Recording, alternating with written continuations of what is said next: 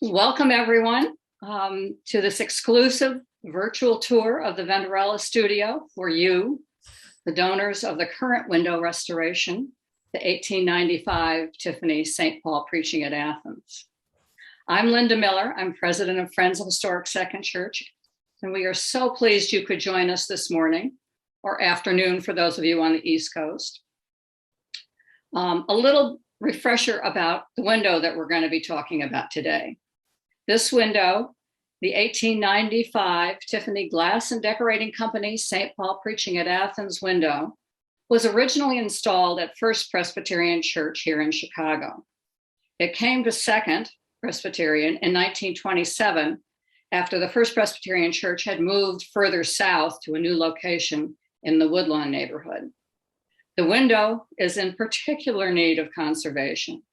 Dirt covers the glass and mutes the original appearance.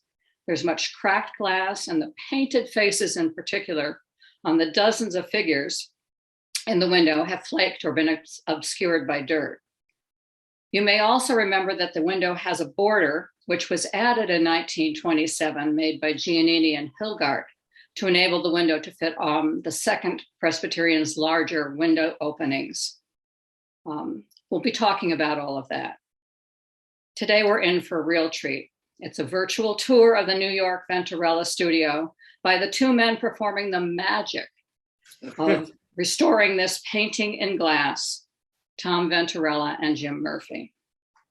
Our itinerary today will include some slides that we have, that Jim and Tom have shared with us over the course of their work since May. They began the work in May of 2021, and will illustrate some of the issues that they're finding in the window.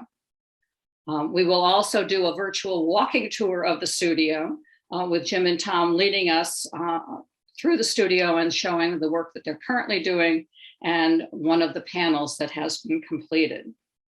At the end of the tour, I'm sure you'll have an appreciation of all the details and the skill that is needed to restore this monumental window. I'd also like to acknowledge that we are going to be taking questions and answers as we go along. There is a question and answer space at the bottom of your Zoom screen. Just post your question there at any time, and I'll pose those questions to Tom and Jim as we go along. We anticipate we'll take about an hour. Enjoy this wonderful tour. And now I turn it over to Tom and Jim. Well, good morning and good afternoon, everyone. I'm so glad you guys could be here. I guess it's kind of the next best thing to physically being in the studio. So we'll do our best here. Right now, with Jim Murphy sitting next to me, we are looking at St. Paul in situ at Second Pres as we first encountered him. There are a number of things going on.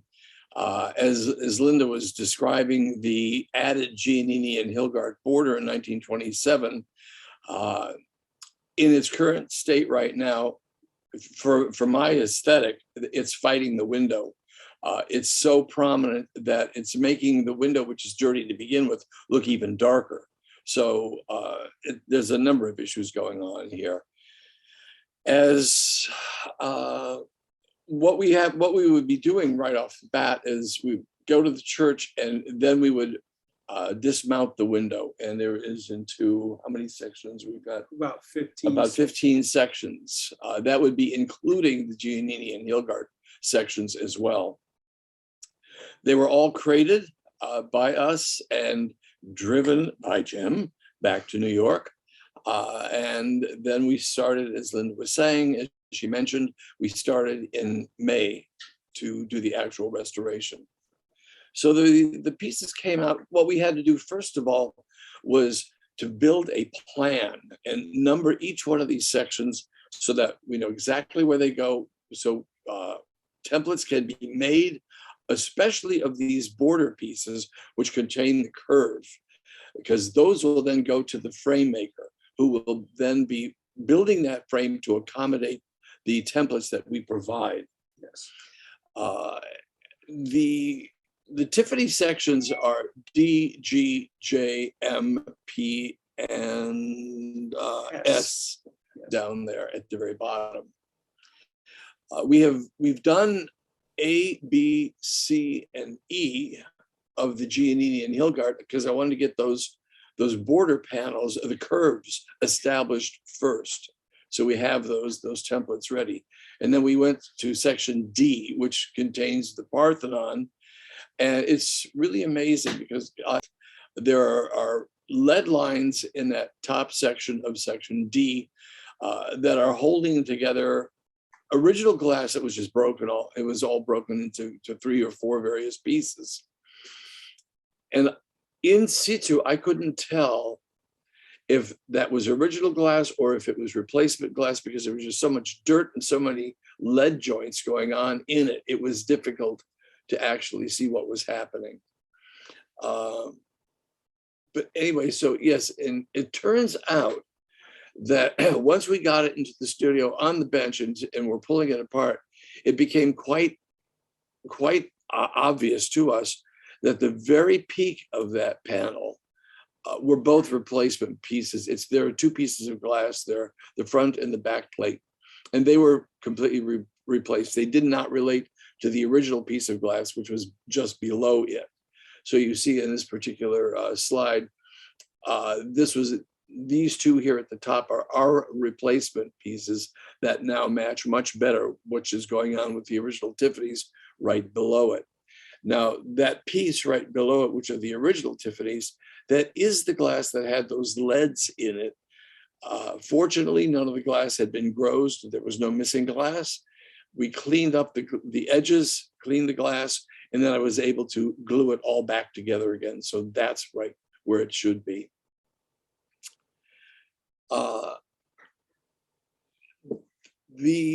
Also within that top section, believe it or not, is actually in the background a statue of the goddess Athena, and it's pretty much unrecognizable in its current condition. It was really amazing what was back there.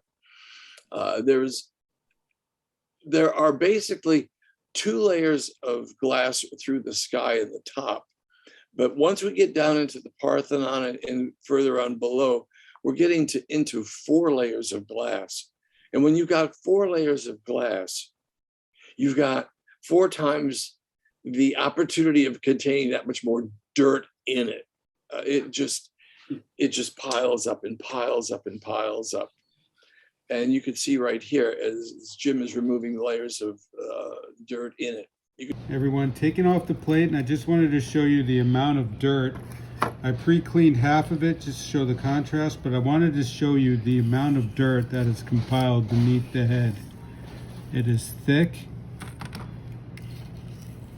and it has accumulated over the years, but it's really thick. You could just about plant in that. You could definitely plant some corn or tomatoes, depending. So, yeah, there's a lot of dirt.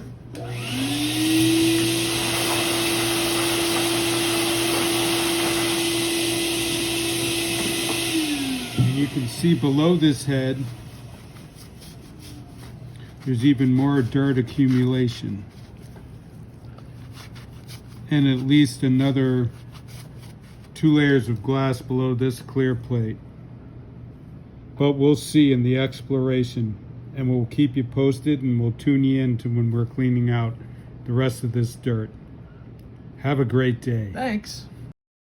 Now it's curious because if any of you are concerned about that heavy rubbing and cleaning that Jim was doing on the face, you are now looking at the back of the window. So the painted piece is actually facing the table directly. These are just the back plates. There were 2 clear plates on that head. And 1 white. And 1 white piece, and then the painted piece.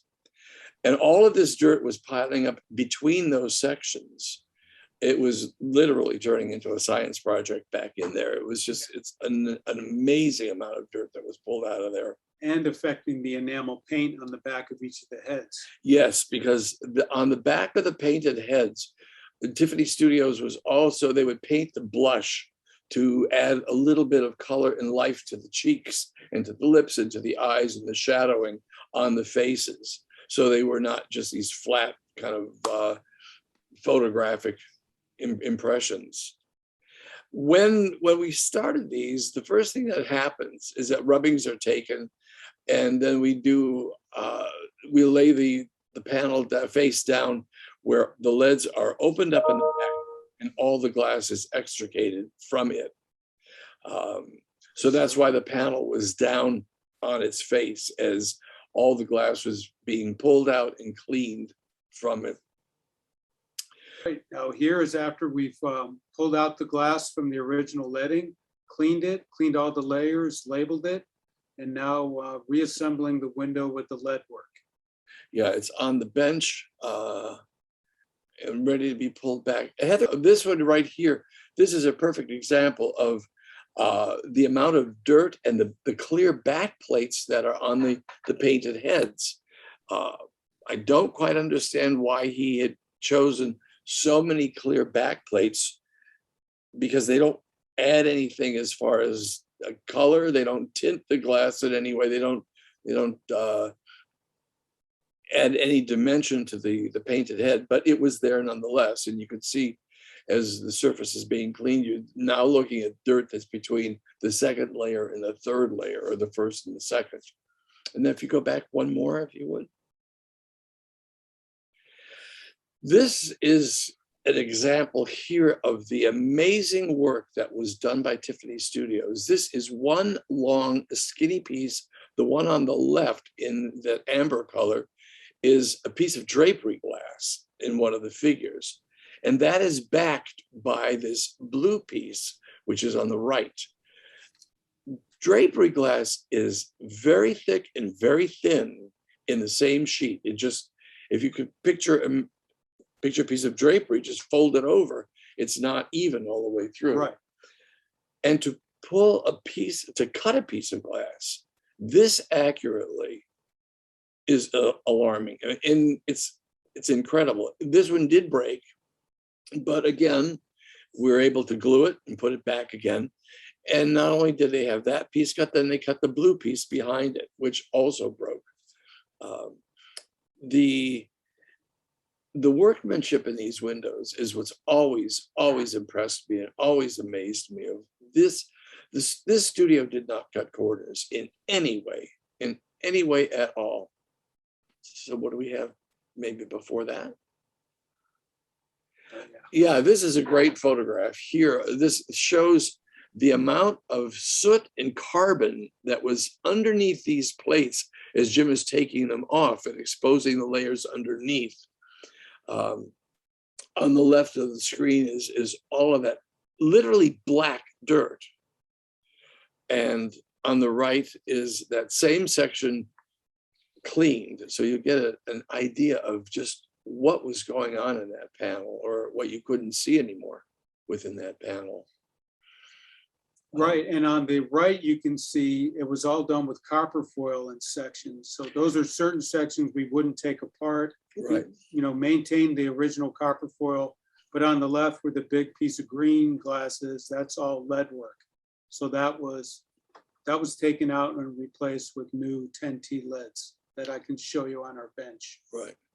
Yeah, the copper foiling here is on the little altar offering stands, those X kind of things from the back. They're very fine pieces of glass that I don't believe are even 1/4 of an inch thick on the surface. So the glass is actually, the surface is almost the same dimension as the thickness of the piece of glass itself. Yeah, it's astounding. It is just truly astounding, the detail that they put into this window. And again, with all these plates, it allowed just that much more. This is section G. You could see what's left of St. Paul's head, and it's not much. There were some very curious things going on with that particular head. Jim, you want to talk about that when you pulled it out? And yeah, originally on site, when we got up on top of the window on the scaffolding, you could see around the head that the leads were pried to the side. They were manipulated. And very manipulated, and they had putty stuffed in them. So it was obvious to me that the head had been pulled out in the past and then put back in, because it was still the original lead work, but it was just so damaged by someone removing the original head, then putting in this head. And you can also see with the barring going across the neck, that wasn't an original Tiffany barring situation. So when this came to the church, all the bars went straight across the windows, where normally on a Tiffany window, they would bend around the heads, go under the neck, and then continue straight across. Yeah, it would follow the collar line of the Yeah. of the garment. And here it looks as if he's been garroted by the bar. Yeah. Now these two pink areas that you see in this slide, the one closest to Paul's arm, those are actually two figures in the background that I would bet nobody in the church even knew were there. They were really two surprises. There's three figures there. There are these two. There's this man and this woman who are carrying torches, while this figure in front, in this ghostly white garb, is making the offering at one of these tables. And that is the offering to the unknown God, is what the Greeks always had. They had many gods and goddesses, but they always had this little, their ace in the hole was, there's maybe one more that we don't know, and that's the unknown God. So they had an altar to that God as well. Yes, it's agnostos theo, which is the unknown God. And these are the two figures carrying those torches. Yeah. On the previous picture, somebody wondered if that's bubble wrap that we're seeing on the bench. Yeah. Right here. Yeah. Because we want to cushion these rather than lay them flat on the bench because of the amount of drapery glass. It's not even, and laying it flat down like that, I don't want to put any of the other glass in danger that anything would crack and break because of the unevenness of the surface of the window. Right, and also realize that this is still in the original crate that we put it up on the scaffolding. So when we take these apart, we leave them in the crate with all the bubble wrap padding, so nothing will break. That actually brings us to another point as far as our documentation photographs are concerned. Ordinarily, when we would do documentations on any of these Tiffany windows, we would photograph them in transmitted light and in reflected light on the easel. However, these panels are approximately 60 inches. Yeah, by 35. By 35. They weigh, I would say on the average, 135 pounds per panel. They are in such fragile condition that when we removed them, they immediately went into the crates. They were impossible. We could not photograph these. We could not take them out of the crate, put them in the easel to photograph transmitted before. They would have simply fallen apart. They would have disintegrated. The safest thing that we could do was leave them in the crate and work on them in the crate. And as far as rubbings were concerned, pulling all the original glass, cleaning it and getting it onto a separate bench so we could organize it all, getting ready to reglaze the window. Yes. And then once it got to that point, then, I mean, everything was out of the crate. Right. So that's why you're not going to be seeing, the only transmitted light shots before restoration that we've added into our files will be the ones that were taken in situ when the window was in situ at the church.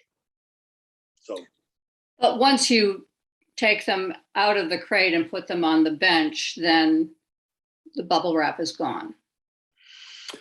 and yeah, Right. Once everything goes out, once everything is cleaned and all those leads are emptied, then that bubble wrap is gone, and It stays in the crate. We Yeah. put the crate away, and then we Yeah. just work on the window on the bench. and then it can be worked on the bench, exactly, because it'll be worked on face up now.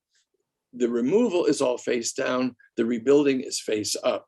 So that means that the irregular drapery glass will be on the front, and all the back of these pieces of glass will comfortably sit flat on the wooden bench top. But you can see now on this photo here, you can see that the window's on foam, because that's after I glaze it, and then floats out of the front of it. Then we have to flip it over. And when we flip it over, because of all the textured glass, The irregularity, we have yeah. to put it down on foam, and then I work on it just on foam, no more sticks around it, and just floats out from the back. Interesting. Do you want to comment a little bit on how this compares to the piece window that you worked on a couple of years ago? Well, We thought that was really dirty. We thought that up to that point, that was the dirtiest window we've ever worked on. This window far surpassed it. well, that, yeah, again, it's because when you've got 2 layers of glass, you can really get one thick layer of dirt. It's between those 2 pieces. But when you got 4 layers of glass, you got twice as much dirt you're going to get, and it really goes dark. Yeah. The piece window was large. Obviously, it was the same size as this one, but it was not as heavy as it was. It wasn't as heavy as these, because this section, like I say, this section of St. Paul right here, that's 135 pounds on the average. It's a beast to actually get on the easel, get it into the crate. Right. We used And 3 people. 3 people have to move this thing. And 3 people are going to be up on the scaffold putting it back in. Oh, yeah. The remarkable thing that still completely leaves me totally spaced out. The original installation of this window in First Presbyterian, it was a stack joint window, a lap joint. That means that the bottom section was put in first. The section above it went right on top of it. It sat on the edge of the bottom panel. There was a bar that was put at that joint, and then the tie wires secured those 2 pieces, those 2 sections in place. And it went on until you got to the very top of the window, meaning the bottom panel is carrying the entire weight of the window. It's astounding. I don't know how they did that, but they did it. Then when it was moved to Second Pres, that particular building's solution was not repeated. What was happening is now there are T-bars between section M and J, between section J and G, and between sections G and D. So in other words, each one of those sections now carries only its own weight. It's not having to bear the weight of everybody on top of them, above them. Yeah. And since the Giannini and Hilgart window, the panels came in 1927, they were automatically put into a T-bar situation. That was never a lap joint on those things either. It's really rather amazing. Well, we could show you. Yeah, well, we'll go to the other room. We're going to show you what is on the bench right now, currently.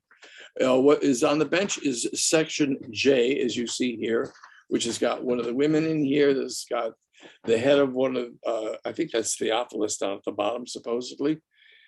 He's got his head on his hand, and then there's this gentleman to the right, and you see the back of his head.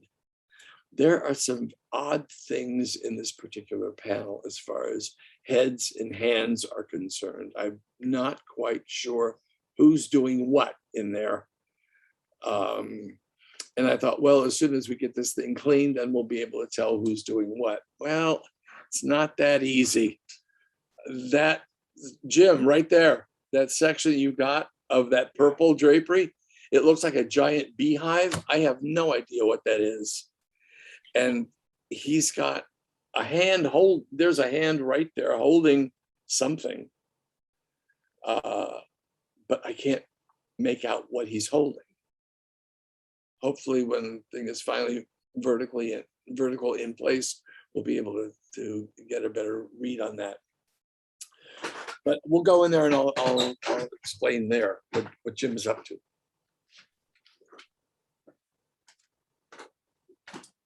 Jimmy, why don't you show the lead method?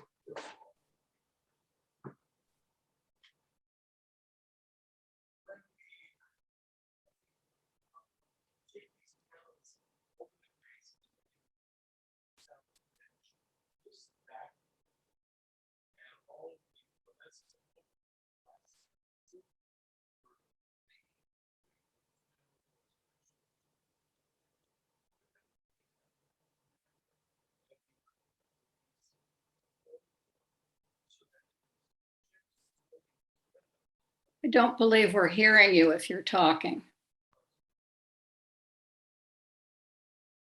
Can't hear you.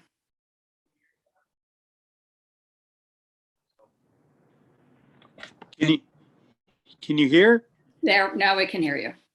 Okay. I was saying when we bring these panels in, they're laid flat on the bench first, and the leads are open on the back. The glass is extricated. It's cleaned, it's glued, it's whatever it needs to be done. And then that lead network is wired to a piece of foam core so that as Jim is putting this panel back together, there are no questions now is exactly what the lead pattern is. And this is what we've got to replicate. We can't just simply disregard whatever was there and just rebuild it however we want. It's got to be rebuilt exactly the same way. It's exactly the way we took it apart. So Rubbings? yeah, then here's one of the rubbings of that same panel taken from the back. And you'll see all of these different layers, and everything is coated with different tags. It's numbered, what section it goes to, and the tag is on the face that you're going to see. We never put them on the back because that way, as the window's being put together, you can inadvertently leave one of these tags, and then we have to open it up later to pull the tag out. So it's just easier that if these tags are always on the side, on the edge, on the sides of the glass, on the side of the glass that we see. And also you can see where all the markings are. The orange pencil and the green pencil indicates breakage of the different layers in the different sections of glass. Here's one that was all. That's lead work. That's lead work. Yeah. Okay. But the orange and the green, you can Yeah. see that's everything that was broken. And after I take it out, I give it to Tom, and then Tom glues them together.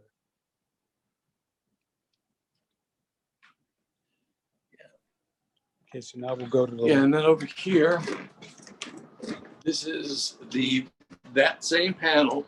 Now you're looking at the front of it, and it's being leaded with what's 10T. primarily what we refer to as a 10T lead. And that lead looks like this. Tom, I'm starting to split one over there. Oh, here? Yeah. Okay.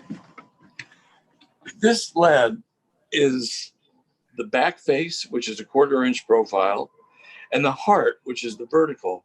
In this particular case, is not just a regular H that you'll find. It's two flanges that are folded together in the manufacture, and then it opens up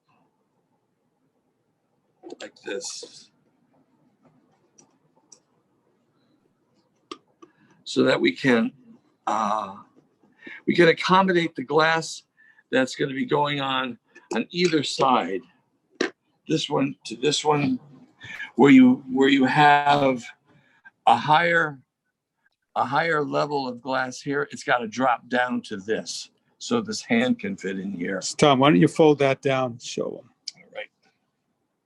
I should probably do this with my glasses on, right?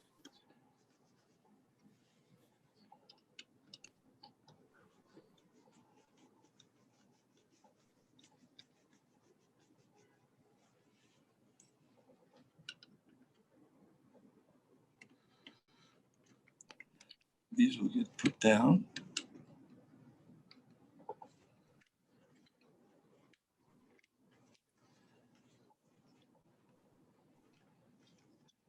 The lead is extremely pliable. This is 100% pure lead.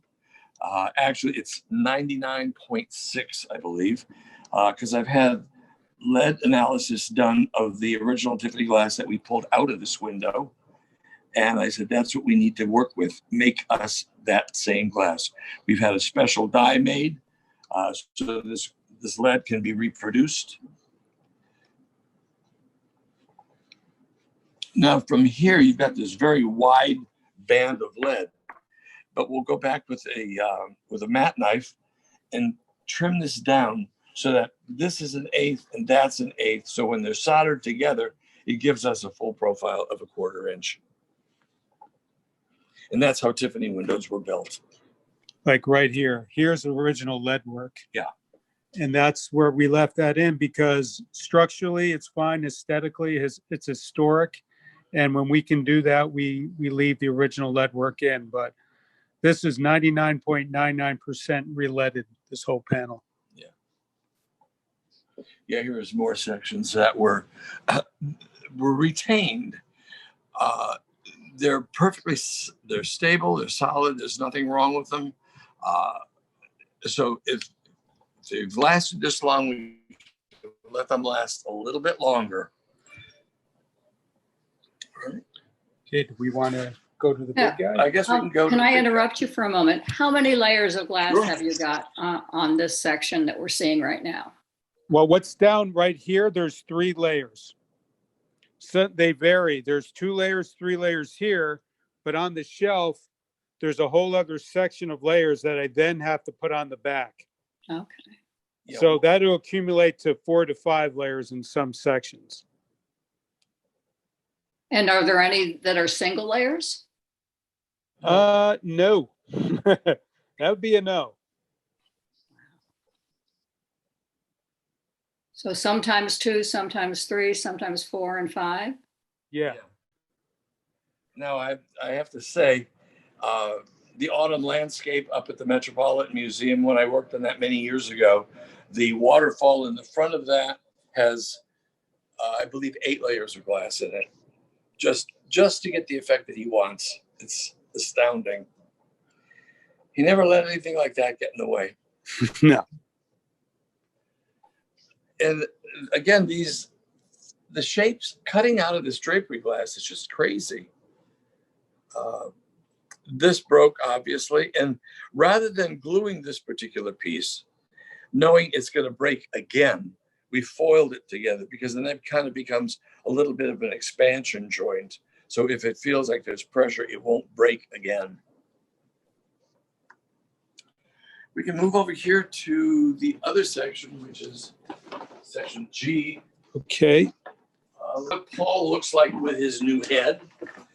And his new head was very carefully based on the old one. Indra Biliris, who is our painter, did a beautiful job on this head. And it really is so close to what originally was there.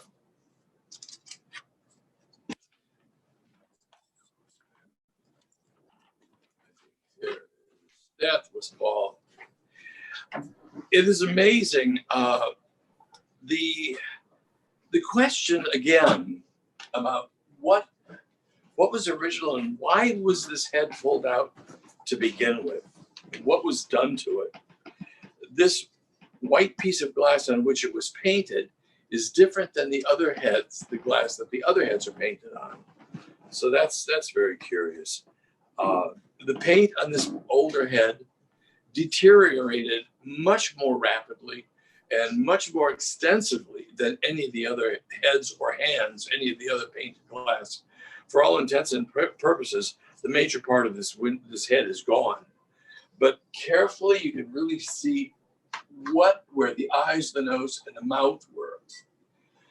The reason why our new head looks a little bit different is this black line here was the bar line. That's where the dirt was collecting. So once all that was cleared off, his neck actually does come down right to the top of the robe, the collar. Yeah, I think it's also good to note that this isn't a typical look of St. Paul. If you look at other depictions of him, but that we are fairly sure that this face was actually the face of the minister to whom this window was dedicated. And we had a picture of him, which could be used then in the redoing of the face. Right, and that was Dr. Arthur Mitchell, I believe. Correct. Yeah, I had forwarded that photograph to Indra as well. So she worked from the remains of this painted head and that photograph, and got him really, really well. Because he does look a little bit more modern than these other guys do. But it was an actual person's portrait rather than just the artist's imagination of what the Athenians would look like at that particular time. But here are two torch bearers. We're getting shadows right now because of the buildings over there on 14th Street, of which I can do nothing except get rid of them if I could. So we're going to kind of play with light and shadow here. We are facing south. As a matter of fact, we're facing the same direction that this window is going to be reinstalled. So it's kind of nice to see how it's going to look, hopefully. There, again, on through this incredible drapery glass are another 4 layers, if I'm not mistaken. Yeah. There's 4 layers in here. Quite a collection of heads. Now you can finally see people in here. This group down here was so dark, I couldn't figure out what was going on in here, but they're actual people again. So that's really, really good. What else is going on? This woman over here in this figure she's pouring an offering, which is all well and good. The only thing is I cannot for the life of me understand what is going on here. It almost looks like her arm is up to her forehead, but anatomically it's very strange. So, but that's original. It's cleaned up and it's back in place. So if you have any questions, when you pass on and you find Mr. Tiffany, ask him. So all these gentlemen down here cleaned up very nicely. They did. There was minimal paint loss on them. There was just a lot of dirt. And one of the other situations that we had run into was the back plates on a number of these pieces were in gray. And because of that gray glass, when it was manufactured, it had too much manganese in it. And the manganese, over time, after exposure to the ultraviolet rays of the sun, started to kick up into a violet color. And they went anywhere from a pale violet up to a purple. I mean, you couldn't miss it. And a number of these heads had, this guy in particular, and according to an article that was written in the 1890s, 1878, that Bill Tyre had sent me, it described some of these figures and mentioned that there was an Oriental in this group. Now, if that Oriental guy might be this one here, his gray backplate had really turned purple, and it really was unattractive. And yes, that is he. So you'll see on the left side, him in purple, and then we figured out the glass that was under the leads retained its original color because it wasn't being exposed to light. So I could see what tone of gray it was, and we were able to match it with new gray glass and bring this back to what he originally had wanted. So, and he also does now pass off in the distance a little bit better now. Because you do get, with the lights and darks going on here, you get the idea, you get the sense of dimension in this window. And it's one thing that you always get with Tiffany windows. If you look at his windows, there's always a three-dimensional effect that going on there. They're never flat. They just don't read that way. You can look at his contemporaries. Any other studios that are doing figurative windows generally are flat, but not what Louis ends up doing here. This guy, The color change is just amazing. Yeah. Yeah, I don't know if I'm not quite sure who the painter was on this particular window. It's not Frederick Wilson. He was later. Well, he was at the studio at this time, but this is not one of his. But even though this little guy down here does look a little bit like Lenin, which not John, but Vladimir. I don't know if he was projecting anything, but it's amazing. And it kind of looks like Marat, who was in here also. But so you've named them all. yeah, they're kind of telling me who they are. You know, they look like people we know. So is this unusual to find this many sort of surprises and mysteries in the window? Is that typical of doing a restoration on a Tiffany window? It can be, and I think in this particular case, it was and is, because there are so many layers, it's gotten so dirty, and there's been so much between the dirt buildup blocking out light and blocking out the imagery, and in some cases, paint deterioration. As we're really getting into this, then it starts to make more sense. I know a number of the Tiffany windows that we've worked on, we generally know what's going on, and it's just bringing them back to life again and bringing them back to what they're supposed to look like. This one has that wonderful, that thrill of not only getting it back to what it's supposed to look like, but it's like, oh my God, I never saw that before. Right. And as I mentioned, I don't think many of the people in Chicago ever knew that this group was back there. That's true. I wasn't aware of them. Much less, the inscription that's in the window as well. The Agnostos Theo. And the marble actually looks like marble once again, which is really nice. And this is the bronze base and from about the knees down of Athena. So she's in there. And Tom did some incredible glue work on this piece of glass that was completely shattered. And he glued it all back together with Hextol. That was probably in about 5-6 pieces. Oh, more than that. Yeah. About 10. So you can't even tell this is broken. All the Hextol just wet down the cracks, and it's beautiful.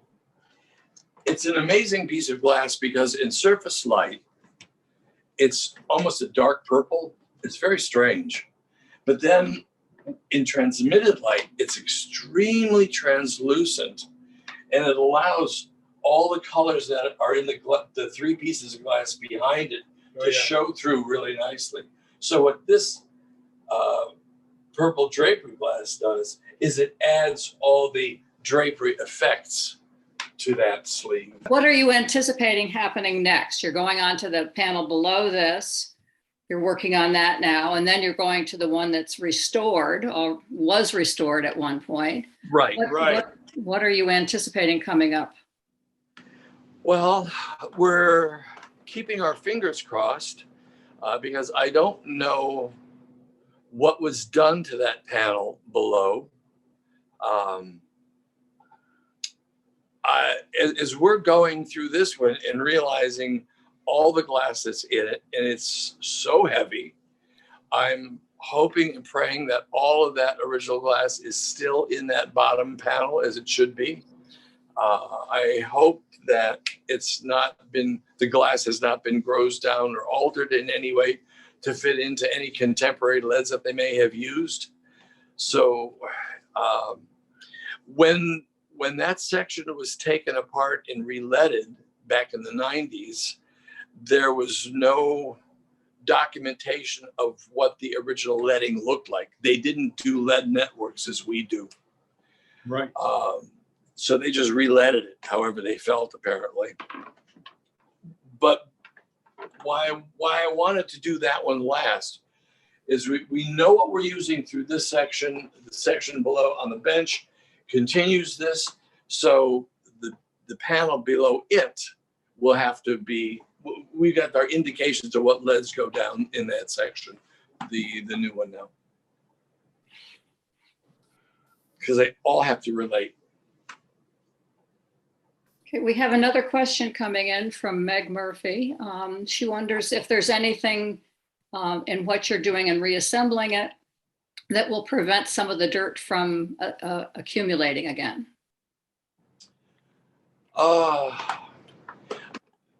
We're rebuilding it in the same way. I think what you have to remember is the period in which this window was built. We didn't have regulations as we do now.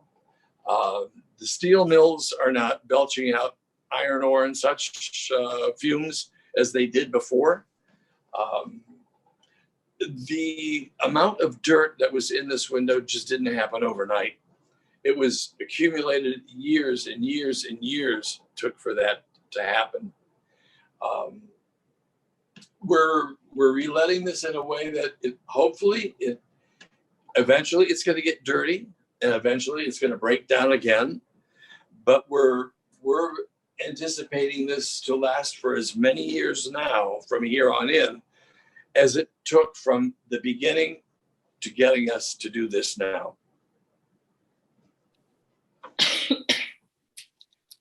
So there will be dirt, I'm sure. So, But we'll have state-of-the-art protective glazing Yeah. that'll keep the majority of the dirt out, so. yeah, exactly. And the church is not heated with coal any longer, so I think that would kind of help. Things like that. And being that Second Pres doesn't appear to use a lot of candles like many other churches can, you don't have that issue going on either.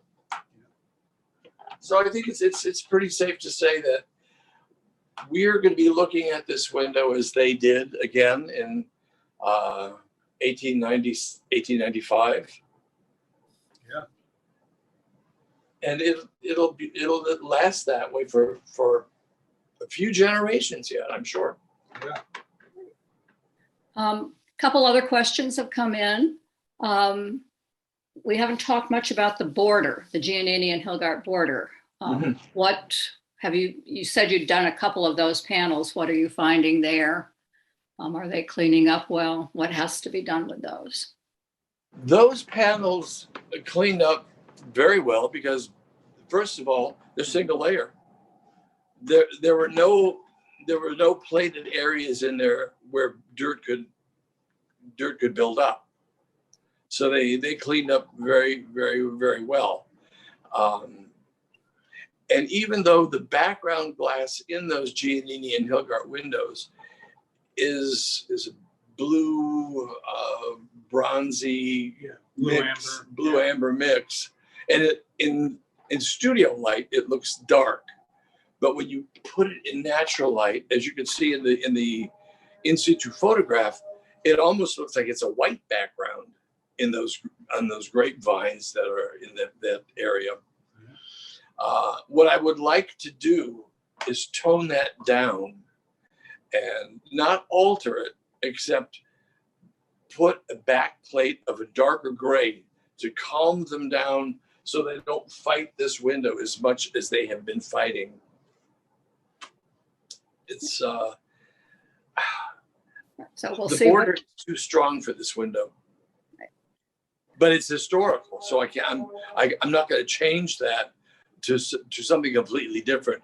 But I would like to be able to tone it down so that if anybody has an issue down the road, all they have to do is remove that back plate and they'll be back to the 1927 Giannini and Hilgard.